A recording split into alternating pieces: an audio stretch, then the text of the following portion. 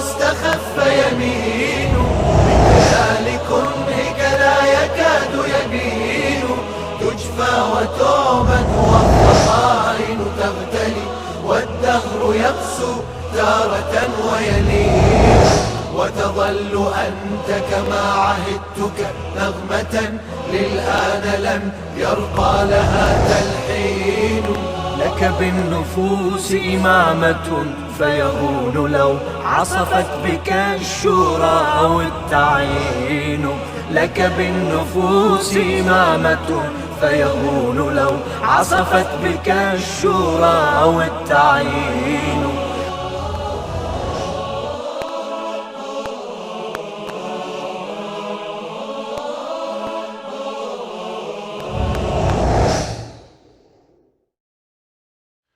بسم الله الرحمن الرحيم الحمد لله رب العالمين ثم الصلاة والسلام على أشرف الأنبياء وأفضل المرسلين سيدنا ومولانا أبي القاسم مصطفى محمد صلى الله عليه وعلى أهل بيته الطيبين الطاهرين المعصومين. در جلسه گذشته در خصوص اسما و صفات الهی توضیحات خدمت شما بینندگان ارائه شد. عرض شد که مطابق آنچه که در روایات ما و شما آمده است اسما و صفات خداوند یکی هستند، اگرچه اسم و صفت از جهت معنای لغوی و آنچه که در زبان عربی آمده است با هم تفاوت دارند. بعد از این مرحله وارد تقسیمات صفات خداوند شدیم. عرض شد که گاهی صفات خدا به صفات ذاتی و صفات فعلی تقسیم می شوند، در برخی موارد دیگر به صفات ثبوتی و صفات سلبی تقسیم می شوند. هر دو تقسیمی که در صفات خدا صورت می گیرد نکته های پشت سرش نهفته است و اتفاقا در آیات و روایات ما و شما هم مورد اشاره واقع شده است.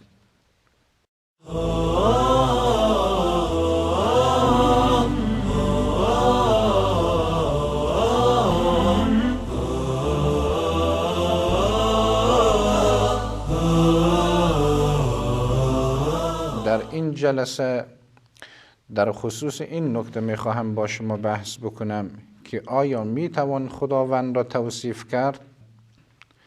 یکی از بحث‌های مهم در عرصه اسما و صفات خداوند این نکته هست و بسیار از متکلمین و علمای کلام این مسئله را مطرح کرده اند که اصولاً عقل انسان این ظرفیت را دارد که اسما و صفات خداوند را کشف بکند و به واقعیتش پی ببرد، با توجه به این که بسیاری از مفاهیمی که ما با اون آشنا هستیم مثل مفهوم خالقیت، رازقیت، رحیمیت، علم و امثال اینها، هر چی که ما و شما در زندگی داریم این مفاهیم مصادیق عینیشان در زندگی خود ما و شما و در جهان ما و شما هستند. بنابراین این سوال مطرح شده است که با توجه به نقص این مفاهیم از نظر مصداق و با توجه به اینکه محدودیت‌های در مصادیق این مفاهیم وجود دارد، آیا امکان دارد برای عقل ما و شما که به صفات خداوند برسیم و حقیقتا صفات خداوند را کشف بکنیم؟ در پاسخ به این سوال سه نوع گرایش و یا نظریه را میتوان در میان علمای کلام و فلاسفه اسلامی و غیر اسلامی مشاهده کرد. یک نظریه تشبیه هست. بر اساس این نظریه نه تنها ما میتونیم خدای سبحان را وصف بکنیم، نه تنها امکان دارد که ما به صفات خدای سبحان دسترسی داشته باشیم، بلکه بیشتر اون صفاتی که خود ما و شما هم داریم خدای سبحان به این صفات قابل توصیف هستند. مثل این که به خدای سبحان دیدن را، خودی عرض کنم خدمت شما، راه رفتن را بخواهیم نسبت بدهیم، بگوییم خدای سبحان برایش راه رفتن امکان دارد، خدای سبحان برایش دیدن مثل همین دیدنی که ما و شما داریم امکان دارد. نظر تشبیه هم مبنایش همین هست، یعنی تشبیه کردن خدای سبحان به موجودات ممکن مثل ما انسان ها. اون صفاتی که ما و شما داریم این صفات را تعمیم بدهیم به خدای سبحان. حالا پشت سر این نظریه چی هست؟ در آیات و روایات ما و شما احیانا یک سلسله آیاتی داریم، یک سلسله روایاتی داریم که در ظاهرشون همین فکر و نظر را تأیید میکند. مثلا اون آیه معروفی که در سوره مبارکه فجر آیه 22 هست که وجاء ربک والملک صفا صفا، که در اینجا قرآن کریم به خدای سبحان آمدن را نسبت میدهد، راه رفتن را نسبت میدهد. همین آیه و امثال این آیه باعث شده است که نظر تشبیه به وجود بیاد. بر اساس این نظر میان واجب الوجود و ممکن الوجود و میان خدای سبحان و میان ما بندگان تفاوت جوهری باقی نمیماند. تمام اون صفاتی که امکان دارد برای ماها باشد، اون صفات در مورد خدای سبحان قابل اثبات و انتساب خواهد بود اگر دلیل نقلی خاصی داشته باشیم. این یک نظریه و گرایش هست که البته این نظریه و گرایش قابل قبول نیست. در همون بحثی که در اثبات واجب الوجود داشتیم، اونجا ادله عقلی اقامه کردیم که خدای سبحان نمیتواند جسم باشد، خدای سبحان نمیتواند زمان داشته باشد، خدای سبحان نمیتواند مکان داشته باشد. اگر واجب الوجود و خدا جسم نیست، به صورت طبیعی امثال این صفات نمیتواند برای خدا قابل اثبات باشد. به عبارت دیگر، با توجه به حکم قطعی عقل باید از ظاهر این آیات دست کشید. به علاوه اگر دلیل عقل هم در کار نباشد، ما یک سلسله آیات محکم و صریح‌تر در قرآن کریم داریم، مثل سوره مبارکه شورا آیه 11 که اونجا می‌فرماید لیس کمثله شیء، مثل خدای سبحان چیزی در این عالم و در میان موجودات از نظر صفات و مفاهیم وجود ندارد.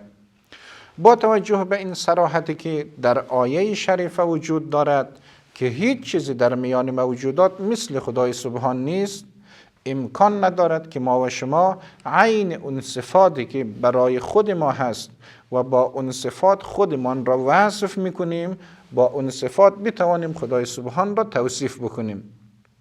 لذا نظریه تشبیه یعنی شباهت دادن خدای سبحان به انسان و غیر انسان نمیتواند قابل قبول باشد. با توجه به مستندات عقلی و با توجه به مستندات وحیانی، اگر در مورد ظاهر آیه و روایتی نظریه تشبیه را تأیید بکند، چاره جز تأویل و دست برداشتن از اون موارد نداریم. لذا هست که نظریه تشبیه با این نکاتی که خدمت ما عرض شد قابل قبول نیست. دومین نظریه یا گرایشی که اینجا دیده می شود نظریه تنزیه یا تعطیل هست. تنزیه یعنی منزه دانستن خدای سبحان از این صفات. بر اساس این نظر 100% عقل ما و شما عاجز هست، عقل ما و شما به تعطیلی کشیده می شود، عقل ما و شما امکان پرواز در این عالم را ندارد.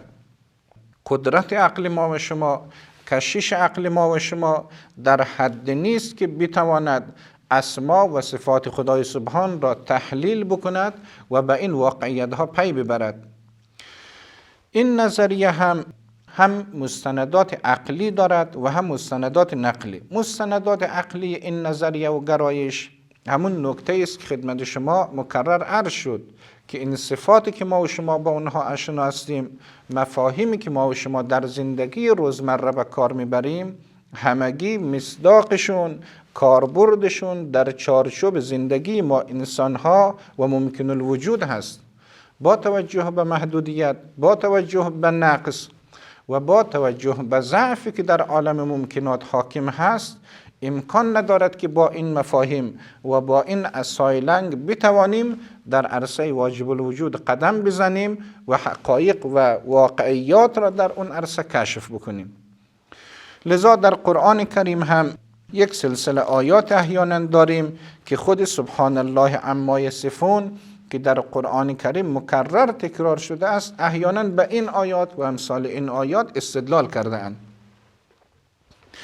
در خصوص نظریه تنزیه یا تعطیل کردن عقل یا عقل را به تعطیلی کشاندن، نکته قابل عرض این هست که اینجا هم به اصطلاح جواب نقضی قابل ارائه هست، هم جواب حلی. سوال یا پرسش ما این هست که در مورد ذات خدا چطور؟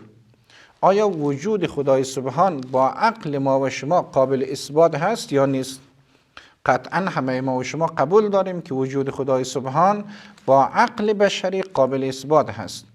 اگر عقل انسان قادر هست، اگر عقل ما و شما توانایی دارد که وجود خدای سبحان را به اثبات برساند، پس همین عقل توانایی دارد که صفات خدای سبحان را هم تجزیه و تحلیل و به اثبات برساند. جوابهای بهتر و مفصلتر دیگری هم در کتابهای فلسفه و کلام و موارد دیگر مطرح شده است که بیشتر از این در این سلسله درست امکان مطرح کردنش نیست. به علاوه اون، وقتی ما و شما قرآن کریم را ببینیم، میبینیم که خدای سبحان در موارد مکرر خودش را توصیف کرده است. مثل اون آیه شریفه هو الله الذی لا اله الا هو عالم الغیب و الشهاده هو الرحمن الرحیم که در سوره مبارکه حشر آیه 22 و بعد هست. نه تنها این آیه، آیات دیگری در قرآن کریم مثل خود آیه شریفه بسم الله الرحمن الرحیم اصولا در تمام صفحات قرآن کریم اوصاف باری تعالی به چشم میخورد. چه حکمتی دارد؟ چرا خدای سبحان این مقدار اوصافش را آورده است؟ مگر قرآن کتاب تربیت نیست؟ مگر قرآن برای ما انسان ها نیست؟ اگر عقل ما توانایی نداشت این اوصاف را پی ببرد و به کنه این اوصاف برسد، خدای نکرده خدای سبحان لغو را مرتکب شده است، جملات را ادا کرده است، مطالب را مطرح کرده است که بالاتر از پرواز عقل بشر و بالاتر از درک بشر خواهد بود. مخاطب قرآن ما انسان ها هستیم و قرآن ما را دعوتی به تدبر داده است. ما در برابر قرآن مسئول هستیم. با توجه به این مقدمات عقل ما می تواند قرآن و مفاهیم قرآنی را بفهمد، بنابراین نمی توان عقل انسان را تعطیل کرد. 100% عقل ما و شما همچنانی که قابل استفاده در عرصه اصل وجود خدا هست، قابل استفاده در عرصه صفات خدا هم خواهد بود و در این جهت هیچ گونه تفاوت میان اصل وجود خدا و صفات خدای سبحان نمی باشد. با توجه به اینکه نظریه تعطیل یا تنزیه و نظریه تشبیه نمیتواند قابل قبول باشد، اینجا یک نظری وسط را ما و شما داریم. نظریه وسط بر اساس این نظر که این نظر قابل قبول به نظر میرسد، ما معتقدیم که عقل انسان قابل استفاده چه در عرصه اثبات اصل وجود خدا و چه در عرصه صفات خدای سبحان هست. ولی قید و قیود ما اینجا داریم.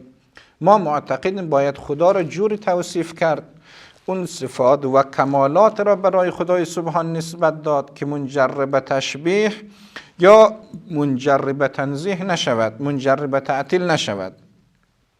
مهمترین نکته این هست که ما باید مرزبندی واجب و ممکن را بشناسیم. کمالاتی که به خدا نسبت میدهیم احیانا اگر خدای سبحان را توصیف میکنیم اون صفات باشد که از مختصات ما انسان ها نباشد. در روایات ما و شما هم مکرر این نکته آمده است. از جمله در کتاب توحید مرحوم شیخ صدوق صفحه 79 اونجا یک روایت داریم که فمعانی الخلق عنه منفیه. اون معانی و مفاهیمی که از واقعیت‌های زندگی انسان‌ها گرفته شده است، از معانی از عینیت و زندگی مخلوقات گرفته شده است، هیچ وقت قابل انتساب به خدای سبحان نیست. فمعانی الخلق عنه منفیه. هر معنا و مفهومی که قابل انتساب به مخلوقات هست، اگر به عینه بدون هیچ تجرید بدون هیچ دخل و تصرف خود اون معنا و مفهوم را بخوایم به واجب الوجود نسبت بدهیم، خدای سبحان را با اون مفهوم و وصف بخوایم توصیف بکنیم، این از واقعیت بدور هست و در نتیجه نوع اشتباه و نوع کج‌فهمی در عرصه صفات خدای سبحان خواهد بود. نکته جالب توجه این است که اینجا ما و شما روایتی داریم. این روایت از آقای امام رضا علیه السلام نقل شده است.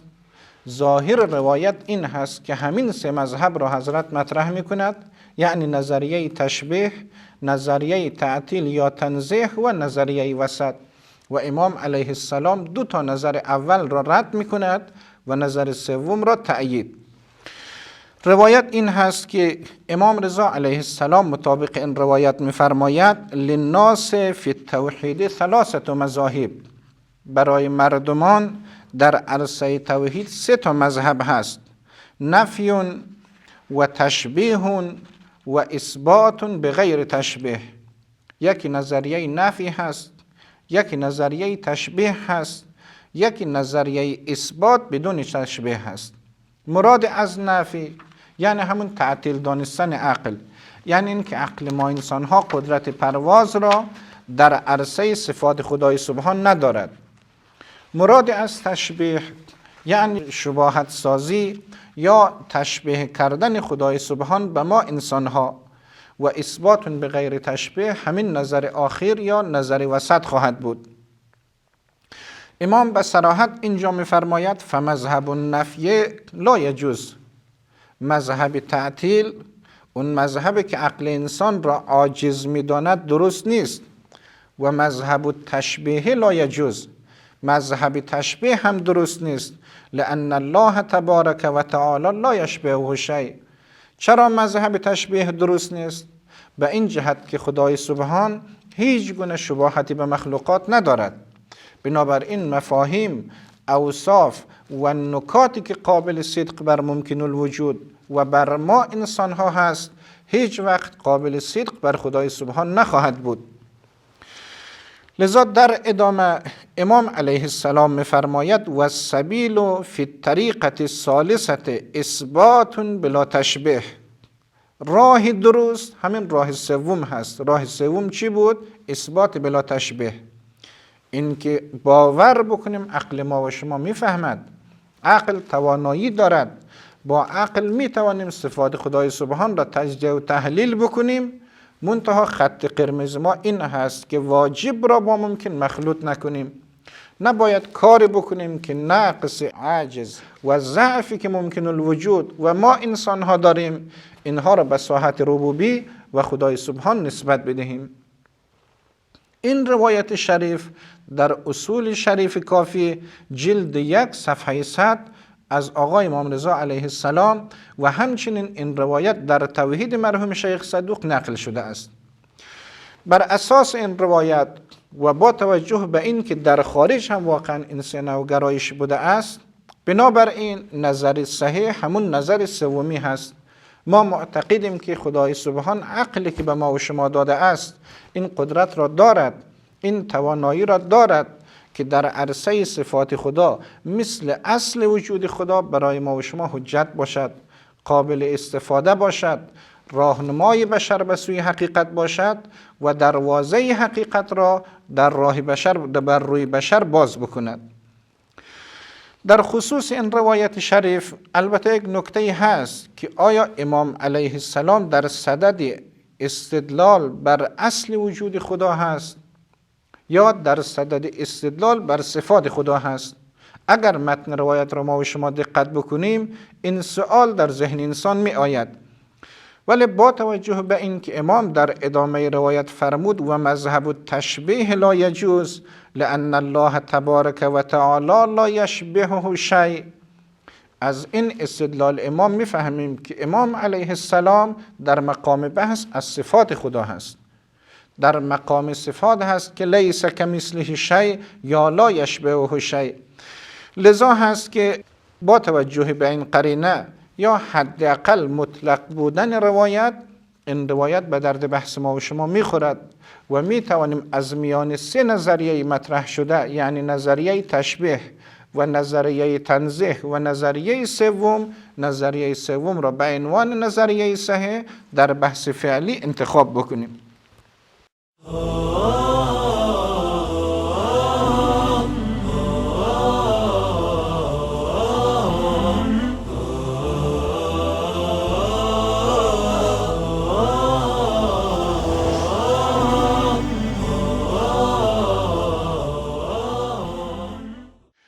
دومین نکته‌ای که در درس امروز میخواهم محضر شما به عنوان بحث مقدمات صفات خدای سبحان مطرح بکنم این است که در خطبه اول نهج البلاغه حضرت امیر علیه السلام یک فقره داریم که و کمال الاخلاص له نفی الصفات عنه. کمال اخلاص برای خدای سبحان این است که انسان از خدای سبحان صفات را نفی بکند. با توجه به این فقره ممکن است این نکته در ذهن انسان بیاید که حضرت امیر علیه السلام مخالف توصیف خداوند بوده است. حداقل توصیف خداوند به صفات ثبوتی ممکن است با توجه به این فقره نهج البلاغه نفی بشود. صفات سلبی از این فقره قابل استفاده نیست، اما صفات ثبوتی، این که برای خدای سبحان صفات کمال را به اثبات برسانیم، ممکن است با توجه به این فقره کسی مخالفت بکند. در پاسخ به این اشکال یا در پاسخ به این برداشت میتوان عرض کرد که فرمایش حضرت امام علی علیه السلام کاملا صحیح است، ولی مرادش از صفت همون صفت عرفی هست. صفت عرفی چی نوع صفتی است؟ صفت عرفی اون صفتی است که حقیقتا صفت ما غیر از موصوف هست. وجود صفت ما و شما غیر از وجود موصوف هست. به عبارت دیگر گاهی ممکن است صفت از بین برود، صفت اصلا وجود نداشته باشد، ولی موصوف ما و شما به وجودش ادامه بدهد. نکته ای که یا مثالی که خدمت شما عرض میکنم مثل غمگینی و خوشحالی برای ما و شما هست. گاه ما و شما غمگین هستیم، گاه ممکن است ما و شما خوشحال باشیم. غمگینی و خوشحالی ممکن است گاهی باشد گاهی نباشد. اگر غمگینی و خوشحالی از بین برود، اینجور نیست که اصل وجود ما از بین برود. این می شود همون صفت عرفی. یا شما میفرمایید آب گلالود است. آب گلالود است، ممکن است آلودگی به عنوان صفت آب از بین برود ولی خود آب باقی باشد. در عرف مردم وقت صفت گفته می شود معمولا مراد از صفت همین معنا هست و این که حضرت امیر علیه السلام فرموده است و کمال الاخلاص له نفی الصفات عنه، مقصود امام علیه السلام از صفت همین صفت عرفی بوده است. در خصوص صفت عرفی ما هم این نکته را منکر نیستیم. ما معتقدیم که تمام صفات ذاتی خداوند عین ذات خدا هست و با توجه به اینکه عین ذات خدا هست، در عرصه ذات نباید خداوند سبحان را به صفات توصیف کرد که این صفات وجودشان مستقل از ذات خدا باشد. صفات عرفی می شود همون عرض فلسفی. عرض فلسفی مسلم هست که عرض ما و شما غیر از معروض هست. حتی اگر عرض ما و شما دائمی باشد، عرض دائمی بازم وجودش مستقل از معروض هست. لذا هست اگر مراد از صفت عرفی باشد، کاملا این نکته تمام هست و ما هم در اینجا وقتی میگوییم برای خدای سبحان یک سلسله صفات ثابت هست، مراد صفات عرفی نیست. به عبارت دیگر اینجا در علم کلام یا در این اصطلاح که با هم صحبت میکنیم یک جعل اصطلاح صورت گرفته است. توسعه در مفهوم وصف به وجود آمده است و معنای جدید برای صفت را ما لحاظ میکنیم. این اصطلاح جدید تأکید ما این هست که اون صفاتی که بر ذات خدای سبحان اطلاق می شود و به عبارت دیگر اون صفاتی که عین ذات هست از نحوه وجود اشیا به دست می آید و اگرچه این صفات از نظر مفهوم 2 تا هستند، ولی اگر نگاه به خارج و مصداق داشته باشیم دقیقاً عین موصوف خود و از موصوف خود جدا نیستند. اگر بخواهیم مثال برای این داشته باشیم، خود ما و شما علم حضوری به نفس خود داریم. این که من علم دارم، من هستم، داشتن علم من هستم، اینجا ما و شما عالم داریم و علم داریم. در ظاهر علم غیر از من و من غیر از علم هستم از نظر مفهوم، ولی در واقع و به عنوان عینی و خارجی اگر نگاه بکنیم میبینیم که هیچ گونه امتیازی وجود ندارد. من همان علم هستم و علم عین من هستند. به عبارت دیگر اگر بخواهیم میان این صفت اصطلاحی و صفت عرفی تمییز قائل شویم، در این دو مثال دقت بکنید. گاهی میگوییم نمک شور است، گاهی ما و شما میگوییم غذا شور است. اگر بگوییم نمک شور است، میبینیم که شور بودن نمک عین وجود نمک هست. اما اگر بگوییم غذا شور هست، میبینیم که وجود غذا غیر از نمک است که با غذا مخلوط شده است. در ارتباط با خدای سبحان، وقتی خدای سبحان را به یک سلسله صفات توصیف میکنیم، اگر صفات را از ذات خدای سبحان بگیریم، اون صفاتی که در عینیت و در خارج عین ذات خدای سبحان باشد، توصیف خدا به این صفات اشکال ندارد و کلام حضرت امیر علیه السلام هم ناظر به این صفت نیست. اون صفت را که حضرت امیر علیه السلام نفی میکند، اون صفت است عرفی که وجودش مستقل از موصوف هست. خوشبختانه در خود فرمایش حضرت امیر علیه السلام اینجا قرینه محکمی بر این ادعا داریم. حضرت در ادامه میفرماید لشهادت کل صفت انها غیر الموصوف. چرا کمال اخلاص در این هست که صفات را از خدا نفی بکنیم؟ چون هر صفت شهادت میدهد که اون صفت غیر از موصوف هست و هر موصوف شهادت میدهد، زبان حالش بیان میکند که اون موصوف غیر از صفت هست.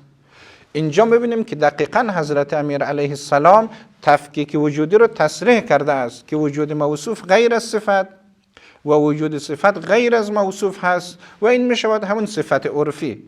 ما هم در مقام صفات ثبوتی وقتی یک سلسله صفات ذاتی را برای خدای سبحان اثبات میکنیم، در مقابل صفات فعلی مراد ما دقیقا همون صفاتی است که از وجود خدا اخذ شده باشد، بیان کننده نحوه وجود خدا باشد، مفهوما غیریت دارد و مصداقا عینیت دارد.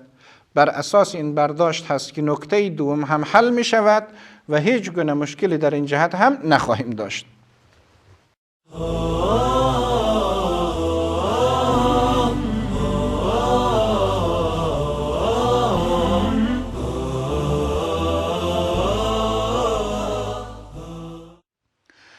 آخرین نکته ای که در بحث صفات به عنوان مقدمه خدمت شما عرض میکنم این نکته هست که خدای سبحان به عنوان واجب الوجود قابل توصیف به همه کمالات وجود هست و این نکته کاملا روشن هست.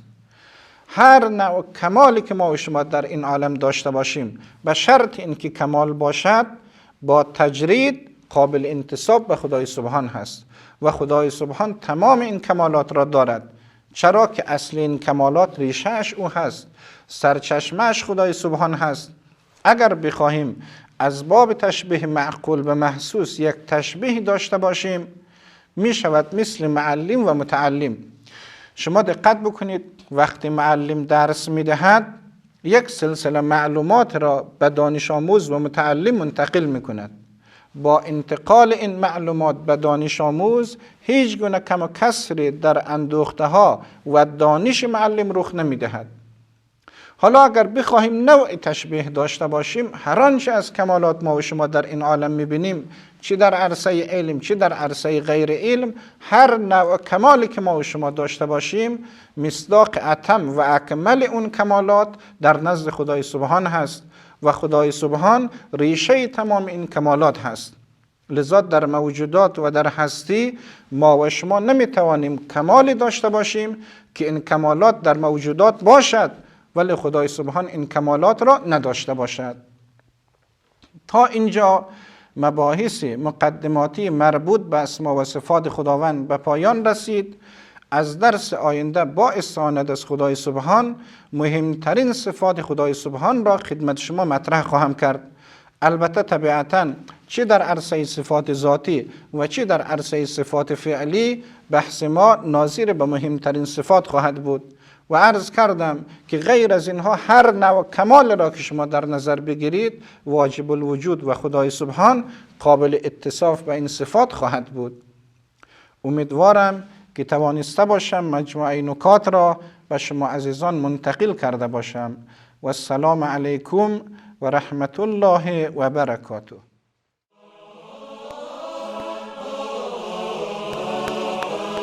لا يسار واستخف يمين بكيال كنهك لا يكاد يبين تجفى وتعبد والضغائن تغتلي والدهر يقسو تارة ويلين